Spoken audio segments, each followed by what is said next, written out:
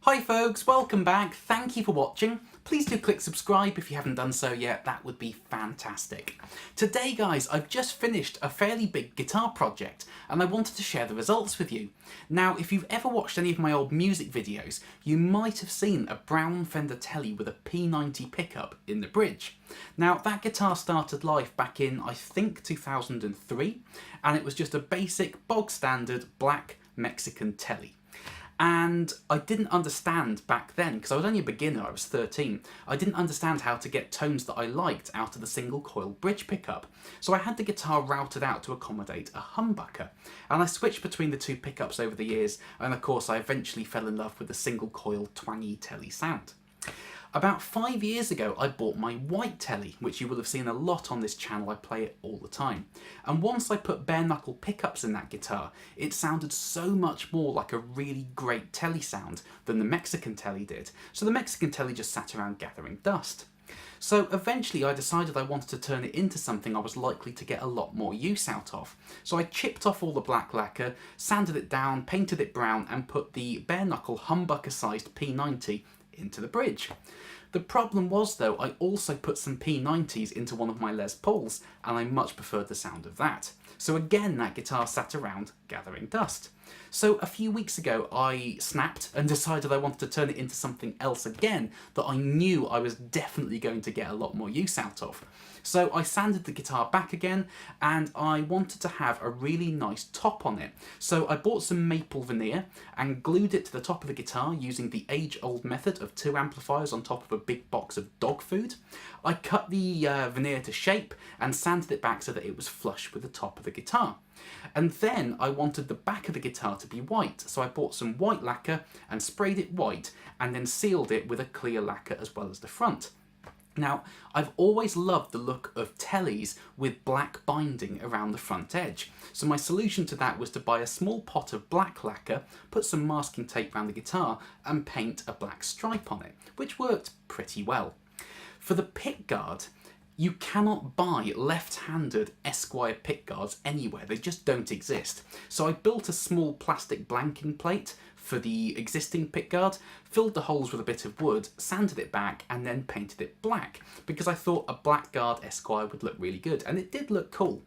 But the black paint didn't set very well, it was quite tacky and overly glossy, so I sanded it back again and decided to put some walnut veneer on it, which kind of had the effect of one of the old tortoiseshell pickguards, but not quite.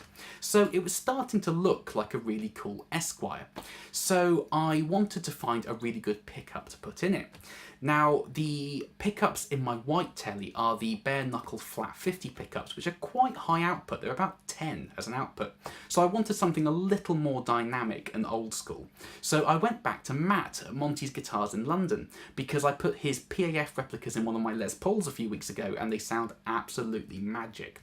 So I bought one of his retro wined vintage Tele style pickups to put in this guitar, and I originally wired it to the exact specification of the original 1950 Esquire. But once I did that, I worked out that the things everybody has said about the Esquire over the years was very true. The forward position, which is the pickup with a kind of fixed treble roll-off system in there, is completely useless. I believe Leo Fender wanted to design it to sound like an upright bass, which I guess it kind of does, but you're just never going to use that.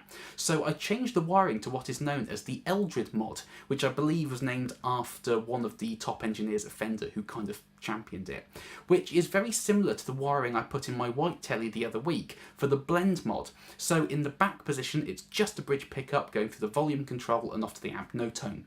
The middle pickup position is with the tone pot in line, and I used a really nice old Sprague capacitor with a lower value than what it would have had in there because that's much more usable for me. And in the forward position it's now just a fixed capacitor. So I put in another one of my 1956 aircraft spare capacitors, the same as I have in my white Tele and my Gretsch, because they just sound absolutely killer for that kind of cocktoir type sound. So that is what I did with this guitar, so I better show it to you really, hadn't I? So here it is. and I absolutely love how it looks. To be honest, if you get up close to it, you'll see that it is a little bit patchy in places, but from a distance it looks pretty cool. And it plays really nicely, and it sounds really twangy and old school. So today I just wanted to play a few things through it to show you how this guitar sounds, because I think it sounds awesome. So without further ado, let's have some guitar.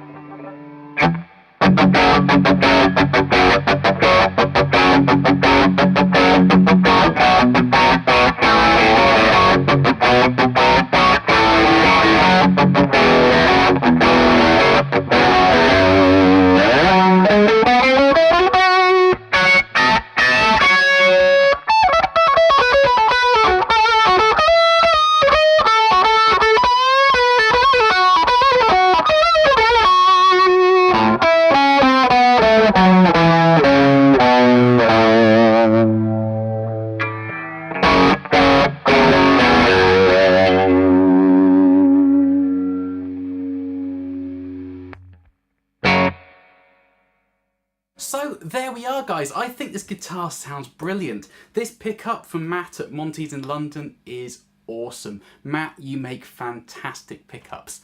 And yeah, I'm really loving the wiring. The fixed capacitor position is great, and it is so versatile. It's really dynamic, and it has that real aggressive bite, but you can use it for anything from twangy country to heavy metal, and you can get some really, really crushingly aggressive riffs going on, as well as some really lovely clean stuff too. So please do let me know what you think of this guitar. Do you like how it sounds? Do you like Esquires? Do you hate them? Do you like the capacitors in it? All that sort of stuff. I love talking nerdy guitar stuff with you guys. So thank you ever so much for watching, guys. I hope this has been interesting and useful and enjoyable for you. Please do hit subscribe if you haven't done so yet, because that really, really does help. And yeah, thanks guys. I will see you next time. Bye bye.